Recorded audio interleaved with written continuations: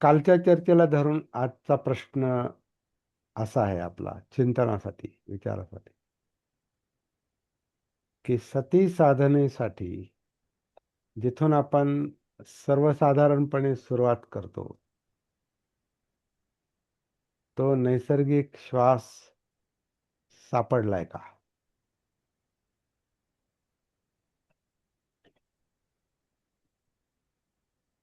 हो किंवा नाही? नैसर्गिक श्वास सापडलाय का? याच्यातच त्याचं उत्तर आहे. अं, ज्यांचा कोणाचा तो प्रश्न असेल, आता कसबेंनी विचारला, पण इतरांचा पण तो प्रश्न असेल. सतीची प्रॅक्टिस समजली, श्वास आनापान सती समजली, पण आनापान सती ज्याच्या आधारे करायची आहे ती प्रॅक्टिस, तो नैसर्गिक श्वास सापडलाय का? आता आपण बरोबर याच्यावर ट्रॅकवर आपली गाडी आता इथून पुढं येणार आहे. आपल्या ग्रुपमध्ये जे जे ठराविक लोक रेग्युलर उपस्थित आहेत, काही दिवसांपासून, काही महिन्यांपासून, काही लोक काही वर्षांपासून,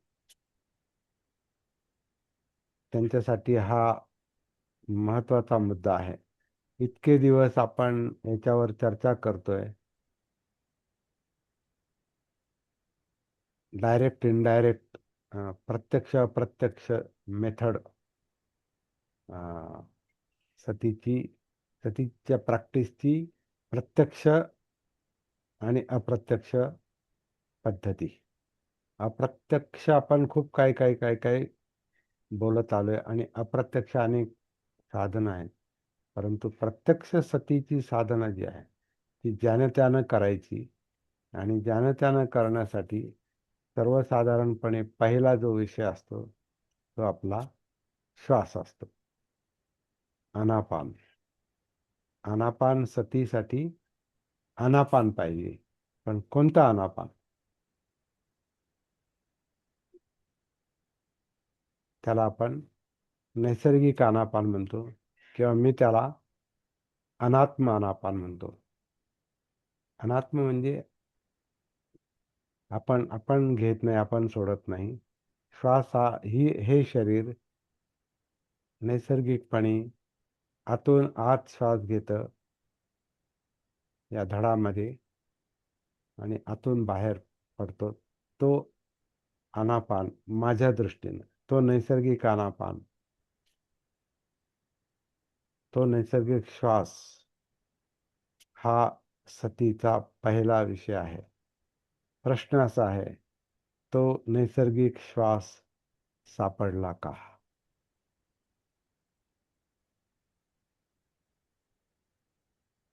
तो सापडला तरच आपल्याला प्रॅक्टिस सापडेल खऱ्या अर्थाने, आणि त्याचं सातत्य हे आपल्याला टिकवून ठेवणार आहे, जो आपला प्रश्न आहे.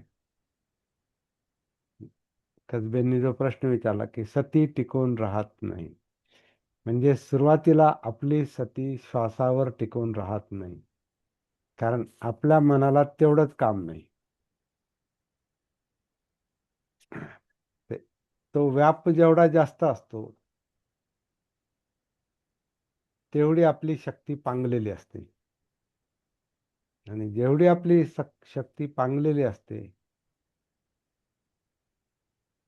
तिथं हा आनापान सतीचा विषय किंवा याचं महत्व पटलं तरी पांगलेली शक्ती एकत्र येत नाही, आणि ती प्रॅक्टिसमध्ये उतरत नाही, साधनेमध्ये उतरत नाही, आणि विशेषतः वर्तमानात येत नाही.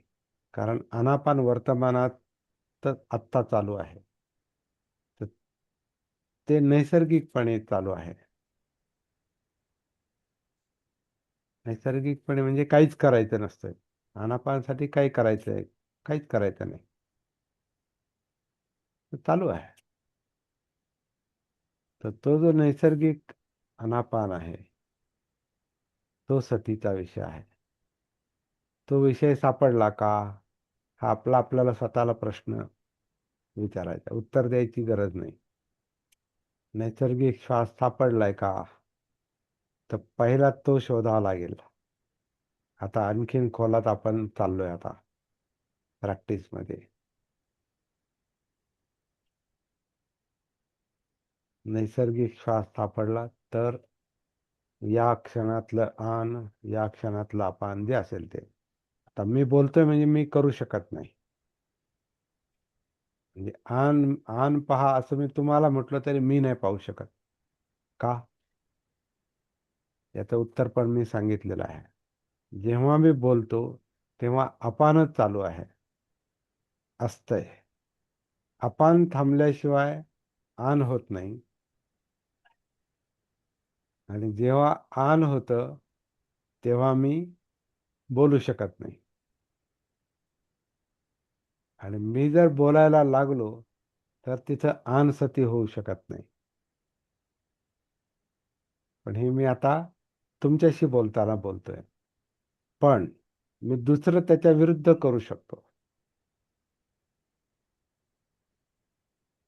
अपान सती मी सांगताना जरी आनसती सांगितली तरी मला अपान सती करावी लागते, कारण माझं अपान चालू आहे बोलताना. आता कधी कधी अपानवर पण पूर्ण लक्ष राहत नाही, किंवा ते नैसर्गिक अपान जे काही न करता चालू आहे ते नाही मला सापडणार. का? तर माझ्या अपान मधला उच्छ्वास बाहेर पडणारा हा माझ्या बोलण्यामध्ये चाललेला आहे. माझं लक्ष माझ्या ध्वनीवर राहणार आहे, बोलण्यावर राहणार आहे. त्याची मी सती ठेवू शकतो. म्हणजे मी पूर्ण आन सती तर नाहीच करू शकत तुमच्याशी बोलताना. अपान सती पण मी पूर्ण नाही करू शकत, कारण अपानमध्ये बोलणं आहे, बोलण्यामध्ये आवाज आहे, ध्वनी आहे, बोलण्यामध्ये इतर शरीरातल्या हालचाली आहेत. जिभेची हालचाल आहे, तोंडाची हालचाल आहे, फुफ्फुसाची हालचाल आहे, पोटावर प्रेशर येतंय, थोडंफार छातीत प्रेशर येतं, आणि माझी सती त्याच्यावर असणार आहे. पण जेव्हा मी काहीच करत नाही, म्हणजे बोलत पण नाही, काहीच नाही, तर मी नैसर्गिक अनापान सती किंवा अनात्म अनापान सती करू शकतो, जी तुम्हाला आता करायची. तुम्हाला पण आता करणं पूर्ण शक्य नाही. का? तर तुमचे कान ऐकण्याकडे लागलेले आहे. त्यामुळे आपली शक्ती त्याच्याकडे लागलेली आहे.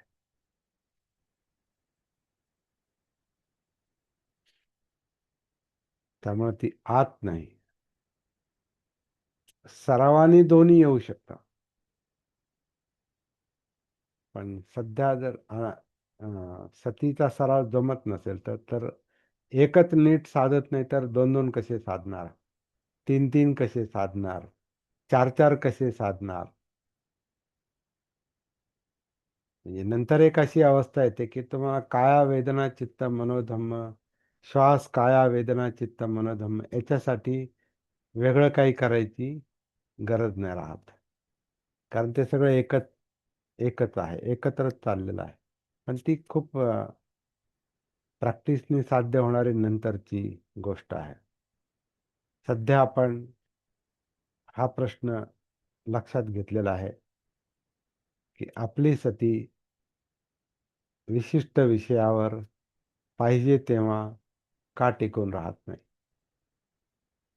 तर त्याचं साधं सोपं उत्तर आहे, आपली जी मनोवस्था आहे, आपलं जे चित्त आहे, आपली विचार प्रक्रिया, आपली जीवनशैली, आपल्या मनावरचे ताण तणाव प्रश्न, आणि अपूर्ण प्रॅक्टिस, सतीची अपूर्ण प्रॅक्टिस लक्षात आले, परंतु ते पूर्ण लक्षात नाही आलं, त्यामुळे अपूर्ण प्रॅक्टिस. आणि अपूर्ण प्रॅक्टिस असेल तर तिथं आपलं मन टिकून राहत नाही. आणि हे ज्यानं त्यानं शोधायचं की आपली आणि सोपं नाही. आपण आनापानसती हे करायला सोपं आहे, पण व्हायला सोपं नाही ते. म्हणजे लक्षात येणं सोपं आहे, पण होणं सोपं नाही. त्या प्रवाहात उतरणं सोपं नाही, पण अशक्य पण नाही.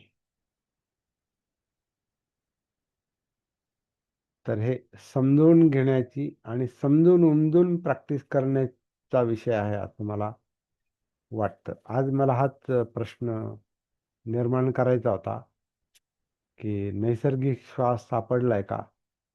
तर बरं झालं कसब्यांनी तोच विषय अ, घेतला आणि धानके सरांनी आधीच्या चर्चेमध्ये मेडिटेशनचा विषय घेतला.